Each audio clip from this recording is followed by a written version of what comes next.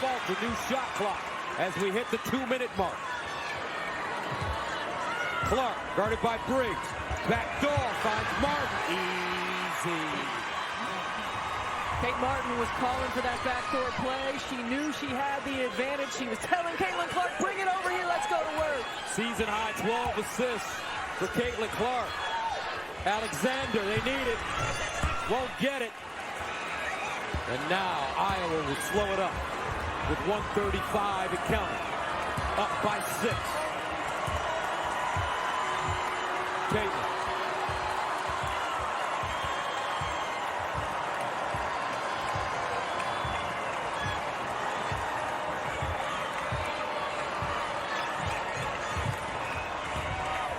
Clark, cross court, a falter deep again. Alexander can't hold on, out of bounds. Hawkeye basketball. Kate Martin was calling for this backside cut. She knew she had the advantage. Sydney Falter off the mark right here. Brene Alexander just couldn't bring it in.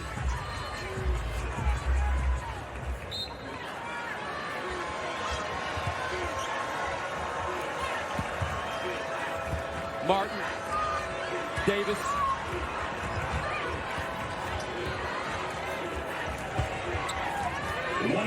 Clark, quick release.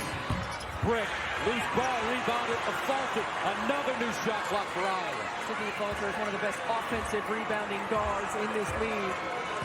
It's another possession. One-on-one, Clark drives with the left hand. Nice feed. Stokey squirts out. Molly D. Bam. Molly Davis. Give me some. 89-80. Hey, this is when the Hawks are at their best. When they have balanced scoring, all of the attention is coming to Caitlin Clark. Hannah Stokey keeps the possession alive, and Molly Davis knocks down the back-breaking 3. It's just tough to sustain the level of play that it takes to beat a team like the Hawkeyes.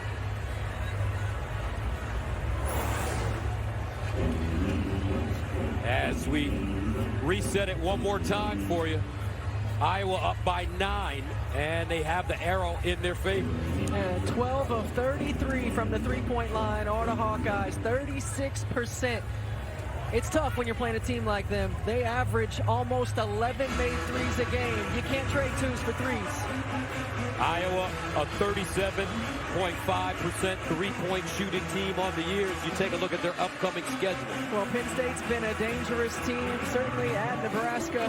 That game at Indiana should be a great one. That game at Indiana will be a great one, and Illinois as well. Illinois is a tough team.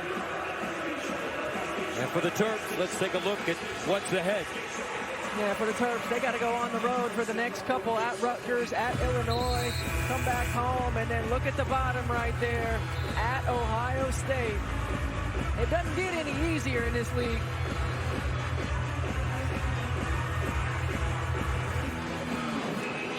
Coach Freeze doing a terrific job coaching her young women up despite all the injuries.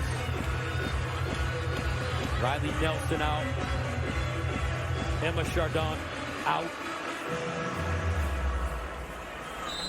Valiant effort tonight. 8-2 run for Iowa.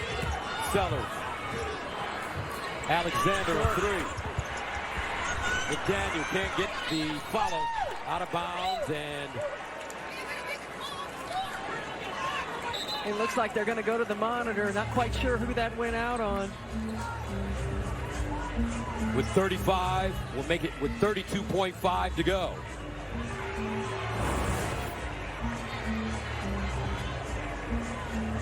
Oh. Looks like that was going out on Brown Turner. Yeah, it came hit off her left hand. Yeah.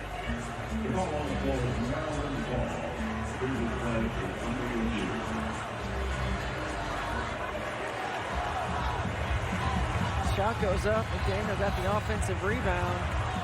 Couldn't corral it, but yeah, I think it hit Takia Brown Turner last. You know who I'm happy for the most when it comes to NIL?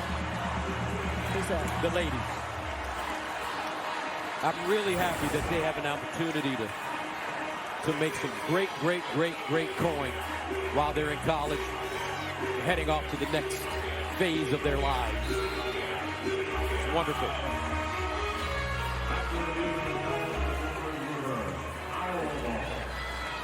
Just think what your NIL would have been like. Oh, my goodness. Man, you'd have got paid. That was back in the day. You got like 3 jobs, 4 jobs right now. Head coach of the Connecticut Sun, working with me, doing the NBA.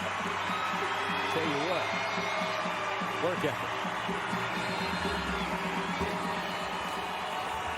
So here's Caitlin Clark ready to throw it in bounds, and she'll call a timeout. Yeah, I will elect to move the ball so they're not inbounding in the backcourt. I love it. I love offense, and I love the opportunity that you have in end-of-game situations to advance it to the front court. Kate Martin ready to throw it in bounds. Here's Caitlin Clark, and Clark fouled from behind by Bree McDaniel. And for those of you that wonder, that are watching this game and watch women's basketball, watch men's basketball, and you wonder, why do the men play 2 halves and the women play 4 quarters? From how it was explained to me, the reason that the men play 2 halves is because of commercials in the NCAA tournament, and the network CBS can get more commercials in with 2 halves as opposed to 4 quarters. So when it's all said and done, the bottom line is money, money, money, money. Ah, that's right. As Deion Sanders would say, must be the money. It's you know, it was important in the women's game to change to the 4 quarters, to speed up the game, you know, to open up the floor. We've seen a rise in scoring, a rise in pace. Caitlin Clark makes the first free throw. Another spectacular night. Well, maybe not spectacular for her. She's got 38. That's it? That's it. I know Juju Watkins is saying 38. That's a nice game, Caitlin. 38, 12 assists, 6 rebounds. And most importantly, an opportunity to walk out of this building for the first time as with a W. Yep.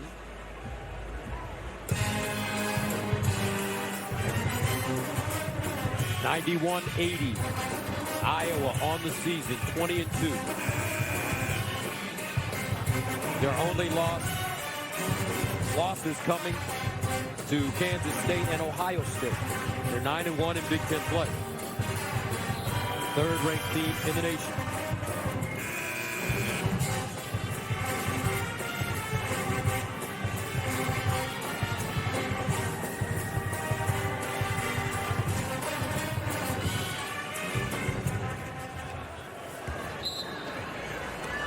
Sellers the inbounder. McDaniel, 29 seconds to go. McDaniel driving and foul. That foul on Stolke. Her 3rd.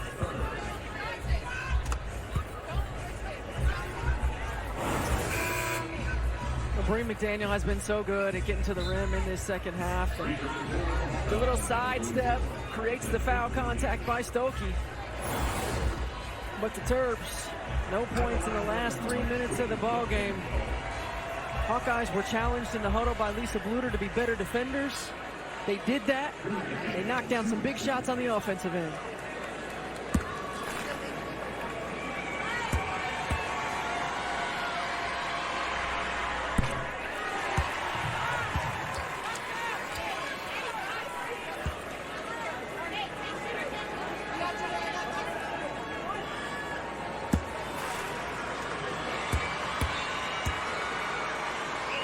And the second free throw from McDaniel goes down. That ends a 15-4 Iowa run with 25.6 to play.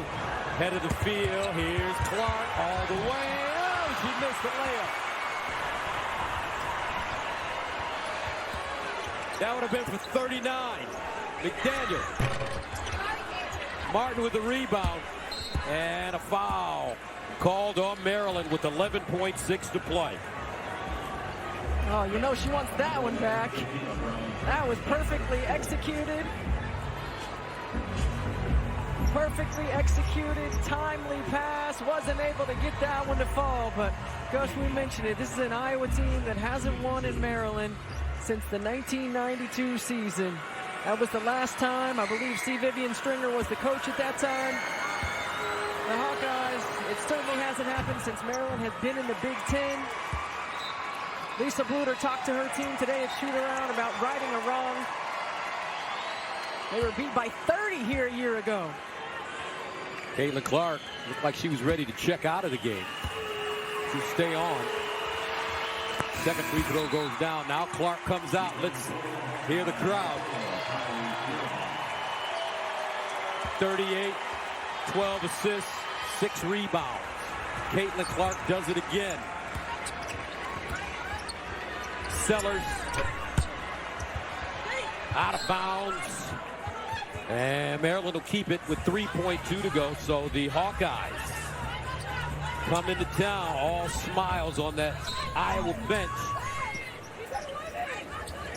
Final play of the game, and that one will go down to Brown Turner with 0.7 to go. And that's it.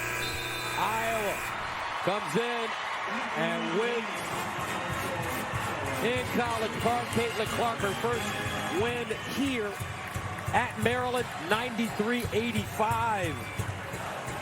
The final score. Iowa improves to 21-2, 10-1 in the Big Ten. Maryland falling to 12-10, 4-7 in conference play. Caitlin Clark, 38 points, 12 assists, 6 rebounds. And if you're Brenda Freeze, you got to feel really good about how your team played for 35 minutes. She's been challenging them all season long for 40 minutes, but this is an experienced, tough-nosed, well-balanced Iowa Hawkeye team, and they are offensively driven, but they can lock down and D it up when they need to, and they did that here tonight. The only problem with this game tonight? What's that? It would be nice if we could have played 6 quarters. I agree. We 100%. need 2 more. This one was fun. It sure was. Give a lot of credit to Maryland. They played hard, and they don't have their full roster. They gave Iowa a run for their money.